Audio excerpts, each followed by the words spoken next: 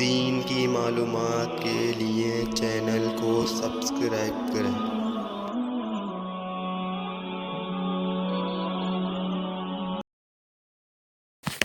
السلام علیکم ورحمۃ اللہ وبرکاتہ۔ ہمارے یوٹیوب چینل دین کی معلومات پر آپ کا استقبال ہے۔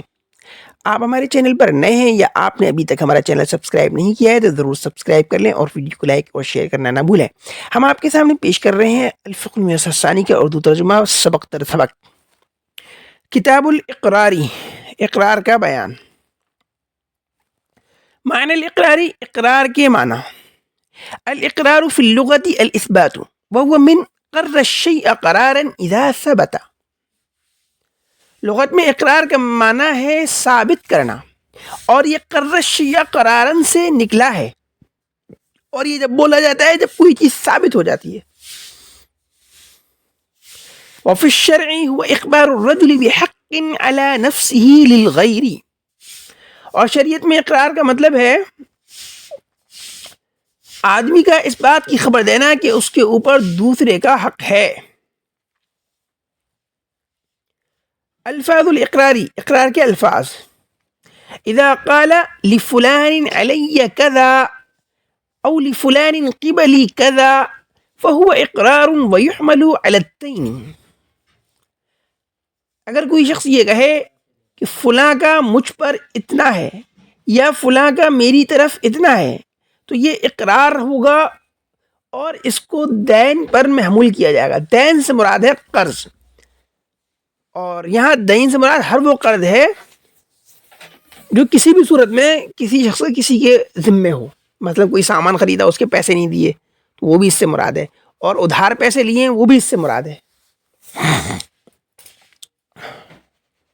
کسی بھی طرح سے کسی کے اوپر کچھ پیسہ نکل رہا ہو، چاہے وہ ادھار لیا ہوا ہو، چاہے وہ کسی کام کے بدلے میں ہو یا کسی سامان کے بدلے میں ہو، وہ دین کہلائے گا۔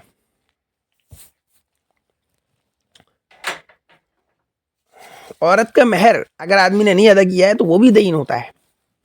وَإِنْ قَالَ لَهُ عِنْدِي أَلْفُ دِرْهَمٍ او قال معی او فی منزلی او فی بیتی او فی صندوقی او فی کیسی فہو اقرار بالودیعتی۔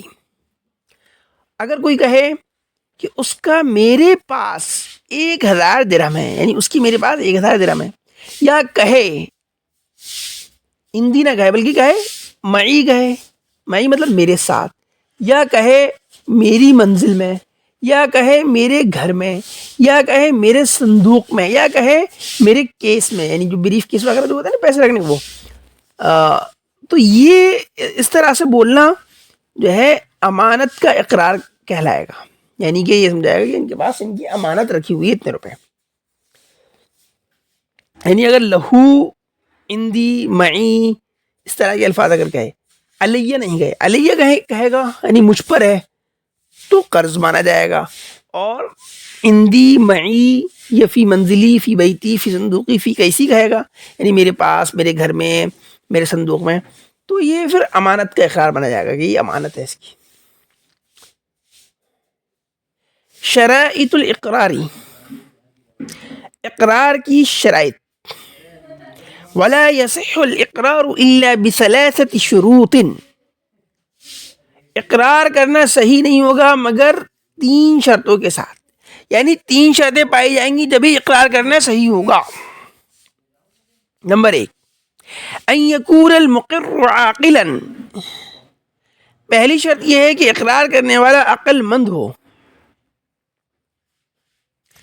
نمبر 2، ان یکون بالغا، اقرار کرنے والا بالغ ہو۔ نمبر 3، ان یکون الاقرار طوعا ورضا منه فلا يصح اقرار المکرہ بشیء، اقرار برضا و رغبت اور رضامندی سے کیا گیا ہو۔ مجبور شخص کسی کو مجبور کر کے کسی چیز کا اقرار کرانا صحیح نہیں ہوگا، یعنی کسی کو مجبور کیا گیا کہ اقرار کرو، زبردستی اقرار کرایا گیا تو وہ اقرار نہیں مانا جائے گا۔ انواع المقر به، جس چیز کا اقرار کیا جائے اس کی قسمیں. ما یقر به المقر فهو نوعان. اقرار کرنے والا جس چیز کا اقرار کرتا ہے اس کی دو قسمیں ہیں.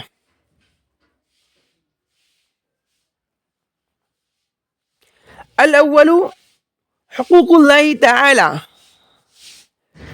پہلی قسم اللہ تعالی کے حقوق کی ہے. والثانی حقوق العبادی. اور دوسری قسم بندوں کے حقوق کی ہے. وحقوق اللہ نوعان.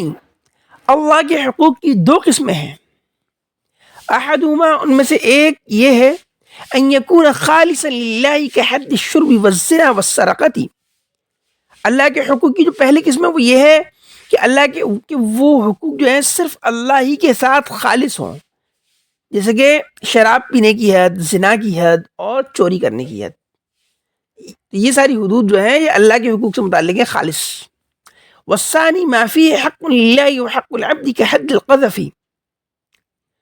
اللہ کے حقوق کی دوسری قسم یہ ہے کہ جس میں اللہ کا بھی حق ہو اور بندے کا بھی حق ہو، جیسے کہ زنا کی تہمت لگانے کی حد، کہ اس میں ایک طرف اللہ کا حق ہے اور ایک طرف ایک بندے کا حق ہے جس پہ تہمت لگائی گئی ہے. وحکم هذه الانواع مذکورۃ فی ابوابها. ان قسموں کا حکم ان کے ابواب میں مذکور ہے. واما حقوق العباد فانواع. اور جہاں تک بندوں کے حقوق کا تعلق ہے تو اس کی بھی کئی قسمیں ہیں. الاول القصاص والدیۃ. پہلی قسم قصاص یعنی کہ بدلہ لینا ہے اور دیت ہے.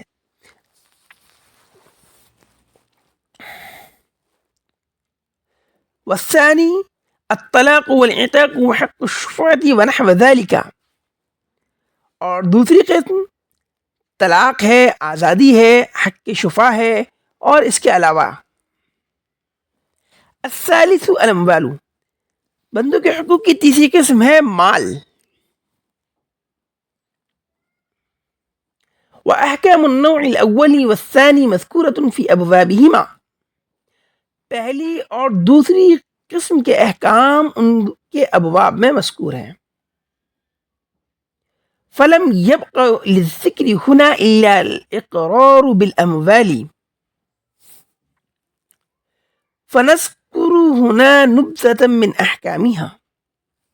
تو یہاں ذکر کرنے کے لیے باقی نہیں رہا مگر مال کا اقرار کرنے کا حکم. یعنی کہ اب یہاں پر جو ذکر ہوگا وہ اس اقرار کا حکم بیان ہوگا جو مال سے متعلق ہے. تو ہم بیان کریں گے یہاں اس کے احکامات میں سے کچھ حصہ. الاقرار بالاموال. مال کا اقرار کرنا. نمبر 1 يصح الإقرار بالماء سواء كان مقر به عينا أو دينا وسواء كان معلوما أو مجهولا وعليه البيان. فإن قال لفلان علي شيء أو حق فإنه يؤمر بالبيان فإن لم يبين أجبره الحاكم. وإن بين ما ليس له قيمة يجبر على بيان شيء له قيمة. والقول فيه قوله مع يمينه إن ادعى مقر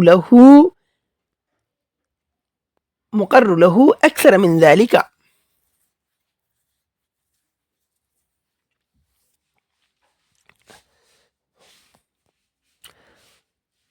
مال کا اقرار کرنا صحیح ہے چاہے وہ چیز جس کا اقرار کیا گیا ہے وہ سامان ہو یا قرض ہو، اور چاہے وہ معلوم ہو یعنی کہ متعین ہو یا مجہول ہو یعنی کہ متعین نہ ہو، فکس نہ ہو، اور اس کے ذمہ اس کی وضاحت کرنا ہوگا.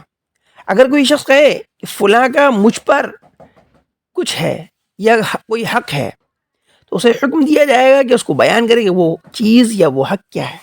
اگر اس نے بیان نہیں کیا تو حاکم اس کو مجبور کرے گا اس بات پہ کہ وہ اس کو بیان کرے، اور اگر اس نے بیان کی ایسی چیز جس کی کوئی قیمت نہیں ہے تو اس کو مجبور کیا جائے گا ایسی چیز کی بیان کرنے پر، ایسی وضاحت پر جس کی کچھ قیمت ہو، اور اس سلسلے میں اسی کی بات مانی جائے گی قسم کے ساتھ، اور اس سلسلے میں اسی کی بات مانی جائے گی قسم کے ساتھ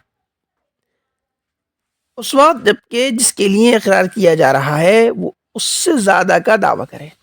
یعنی اقرار کرنے والے 1000 کا جو ہے اقرار کر رہا ہے اور کہنے 1000 نہیں 2000 ہے، تو اقرار کرنے والے کی بات مانی جائے گی قسم کے ساتھ، یعنی اسے قسم بھی دی جائے گی. نمبر 2،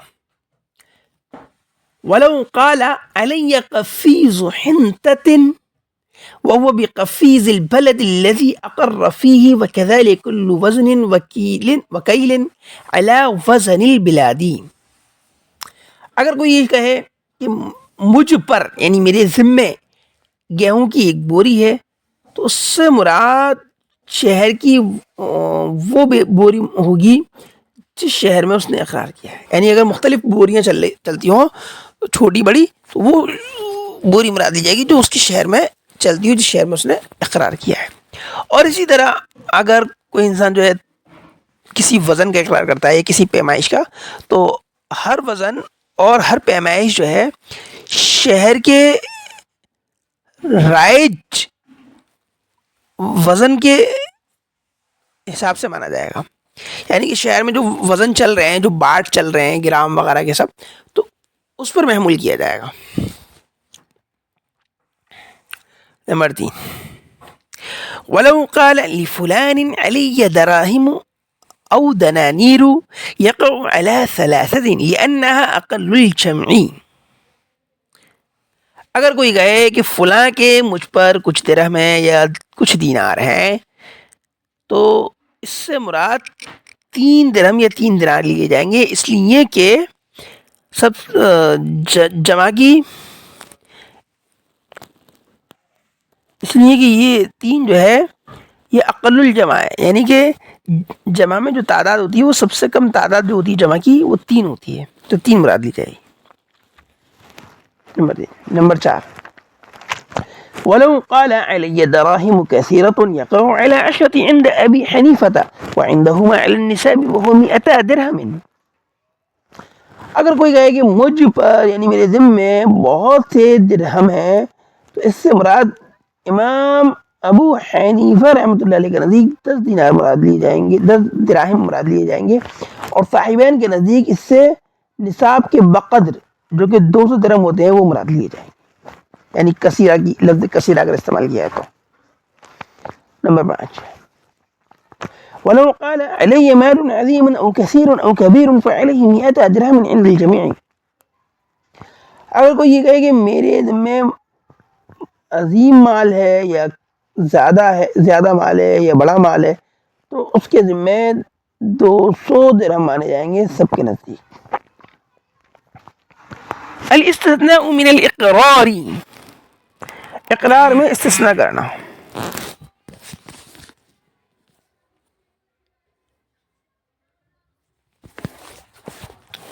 ومن اقر واستثنى شيئا متصلا بإقراره صح الاستثناء ولزمه الباقي سواء استثنى الأقل أو الأكثر، فإن استثنى الجميع لزمه الإقرار وبطل الاستثناء.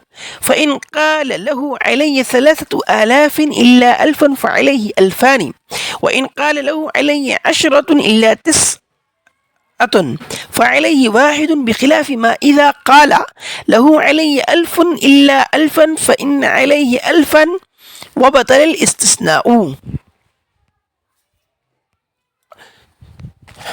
یہاں پر جو ہے اقرار میں جو ہے استثناء کا بیان ہو رہا ہے کہ اگر اقرار کرتا ہے کسی چیز کا پھر کچھ اس میں سے مستثنیٰ کر دیتا ہے تو وہ مستثنیٰ مانا جائے گا یا نہیں مانا جائے گا. مستثنیٰ کا مطلب ہوتا ہے الگ کرنا، یعنی ایک چیز بیان کی پھر اس میں کچھ الگ کر دیا، اس کو کہتے ہیں استثناء.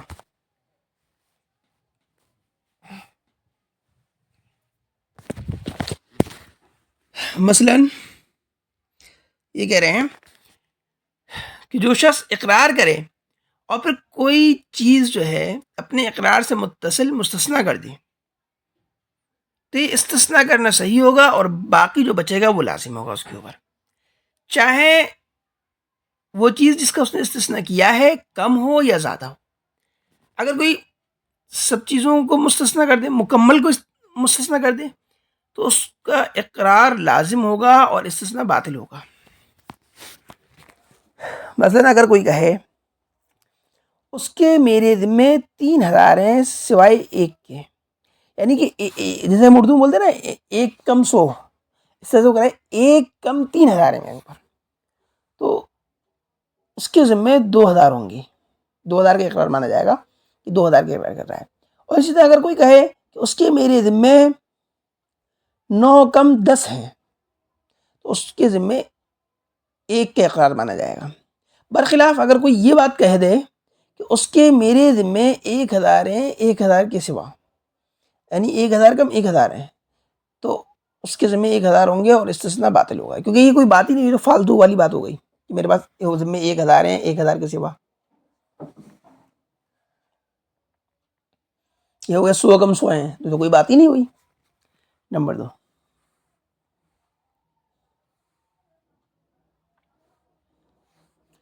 وَإِنِ اسْتَثْنَى شَيْئًا مِنَ الْمَكِيلِ وَالْمَوْزُونِ بِأَنْ قَالَ لَهُ عَلَيَّ 10 دراهم إِلَّا قَفِيزَ حِنْطَةٍ أَوْ لَهُ عَلَيَّ 100 دينار إِلَّا 10 دراهم يصح الاستثناء عند أبي حنيفة وأبي يوسف. اگر کوئی شخص مستثنیٰ کرے مکیلی یا موزونی چیز میں سے کچھ، مکیلی مطلب جس کو لیٹر سے ناپا جاتا ہے، اور موزونی جس کو تولا جاتا ہے. مثلا کوئی شخص کہے کہ اس کے میرے ذمے 10 درہم ہیں سوائے ایک گیہوں بوری کے، یا کہے کہ اس کے میرے ذمے 100 دینار ہیں سوائے 10 درہم کے، تو استثناء صحیح ہوگا امام ابو حنیفہ رحمۃ اللہ علیہ اور امام ابو یوسف رحمۃ اللہ علیہ کے نزدیک. وقال محمد رحمہ اللہ لا یصح، اور محمد رحمۃ اللہ علیہ کہتے ہیں صحیح نہیں ہوگا، یعنی یہ استثناء صحیح نہیں ہوگا.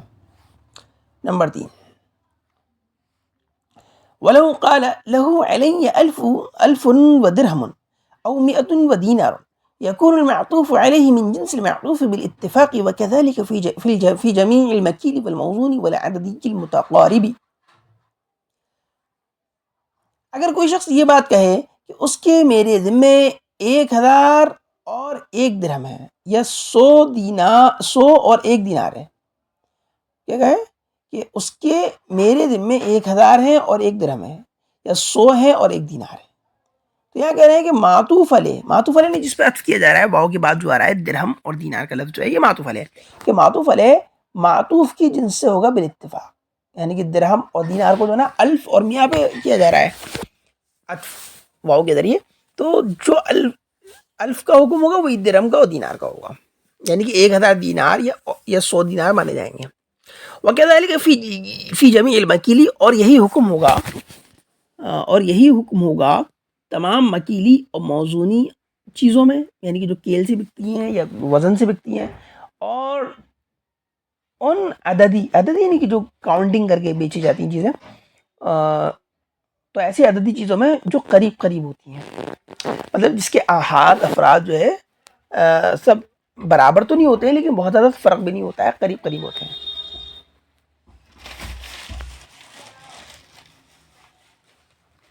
نمبر 4، ولو عطف العروض أو العددية المتفاوتة على المكيل والموزون بأن قال علي 10 وثوب أو 10 ودابة لزمه ثوب ودابة، ويرجع إليه في تفسير المعطوف عليه، والقول قوله في بيانه، وهذا عند محمد. وقال أبو يوسف يكون المعطوف عليه من جنس المعطوف. اگر کوئی سامان کا یا ایسی عددی چیزوں کا جس میں بہت زیادہ فرق ہوتا ہے مکیلی یا موزونی چیز پر عطف کرے، مثلا کوئی شخص کہے کہ میرے ذمے 10 ہیں اور 1 کپڑا، یا 10 ہیں اور 1 جانور، تو اس پر لازم ہوگا 1 کپڑا اور 1 جانور، اور جو لفظ 10 اس نے استعمال کیا ہے اس سلسلے میں اس سے رجوع کیا جائے گا معطوف علیہ کی تفسیر کے سلسلے میں. معطوف علیہ نہیں جس پہ اس نے عطف کیا ہے 10 پر، کہ 10 سے کیا مراد ہے، اس سے اس کی نیت کے بارے میں پوچھا جائے گا، اور اس سلسلے میں اسی کی بات، یعنی اس کی وضاحت کے سلسلے میں اسی کی بات کو مانا جائے گا. اور یہ مسئلہ امام محمد کے نزدیک ہے.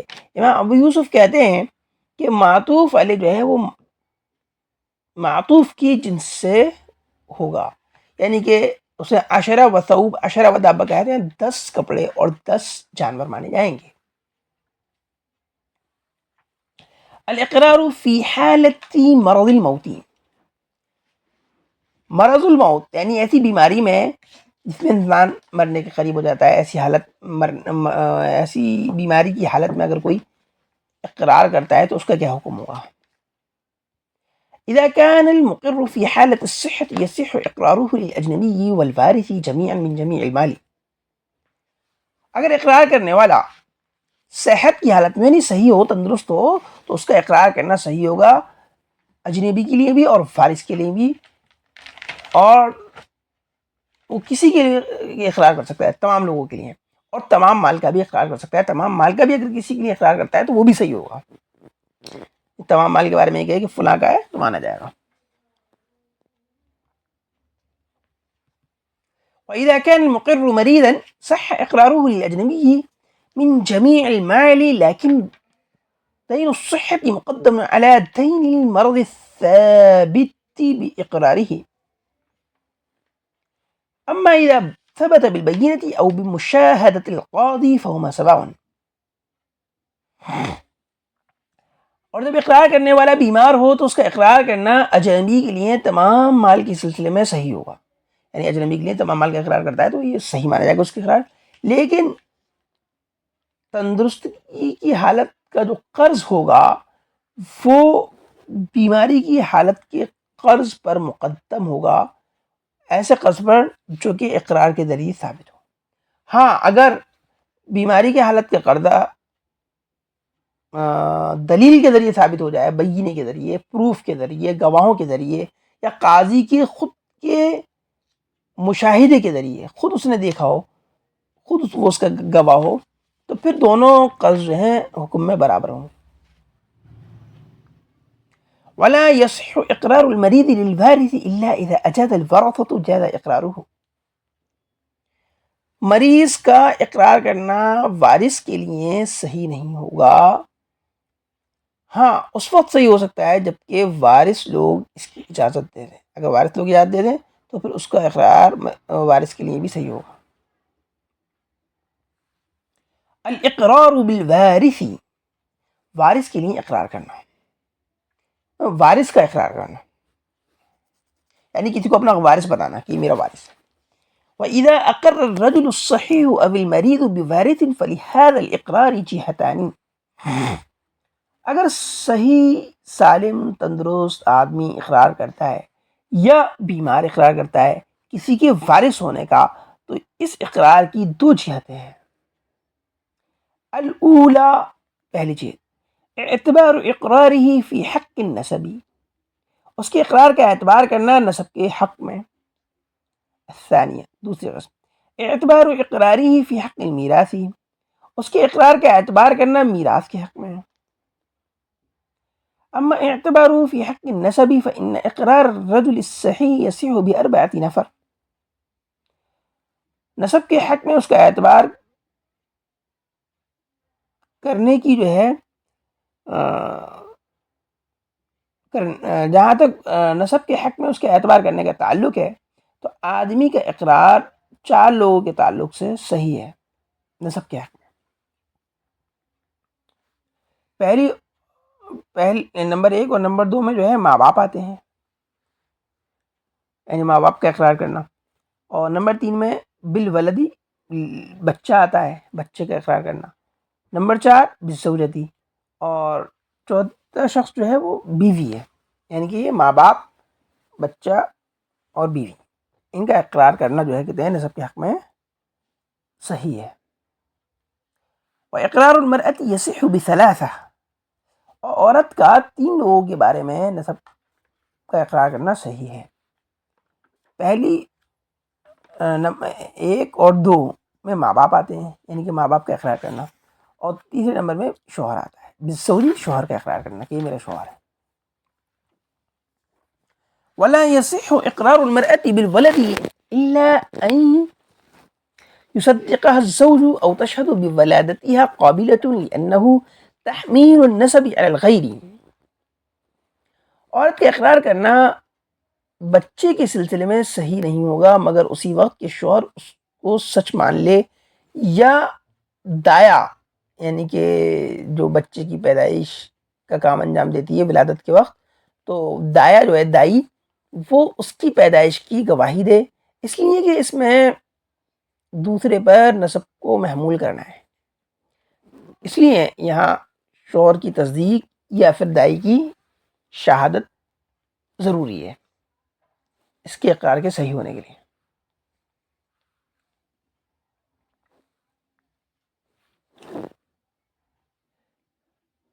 ولا يصح الإقرار بالأخ والعم والخال في حق النسب لما فيه من تحميل النسب على الغير فلا بد من البينة۔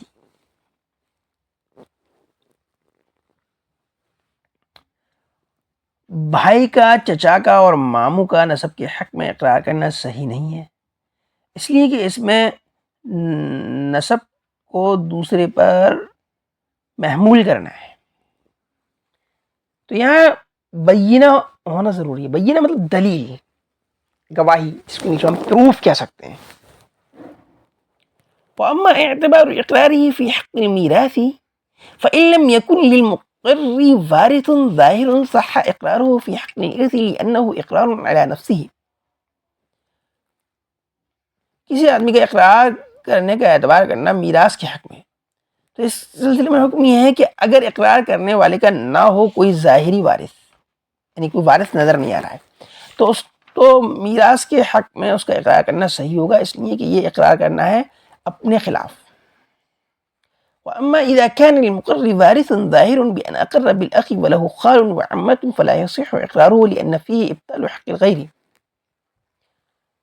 ہاں اگر اقرار کرنے والے کا کوئی ظاہری وارث نظر آ رہا ہو، مثلا کوئی شخص کسی کے بھائی ہونے کا اقرار کہ میرا بھائی ہے، اور اس کے جو کہتے ہیں پہلے سے ماموں اور چاچا موجود ہیں، تو اس کا اقرار کرنا صحیح نہیں ہوگا، اس لیے کہ اس میں دوسرے کے حق کو ختم کرنا پایا جا رہا ہے۔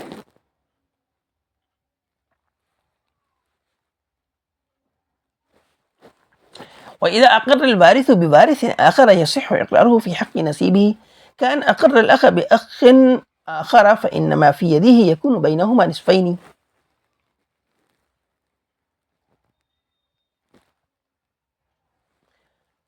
وارث کا دوسرے وارث کا اقرار کرنا صحیح ہے اپنے حصے کے بقدر۔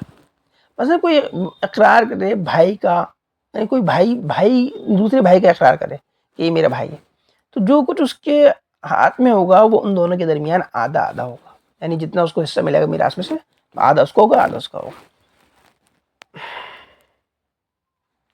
وهذا كله إذا صدقه المقر له في ذلك، فأما إذا لم يكن يصدقه لم يثبت إقراره۔ اور یہ سب اس وقت ہے جب کہ جس کے لیے اقرار کیا جا رہا ہے وہ ان سب چیزوں کو سچ مانے، اور اگر وہی اس کو سچ نہ مانے تو اس کا اقرار کرنا ثابت نہ ہوگا۔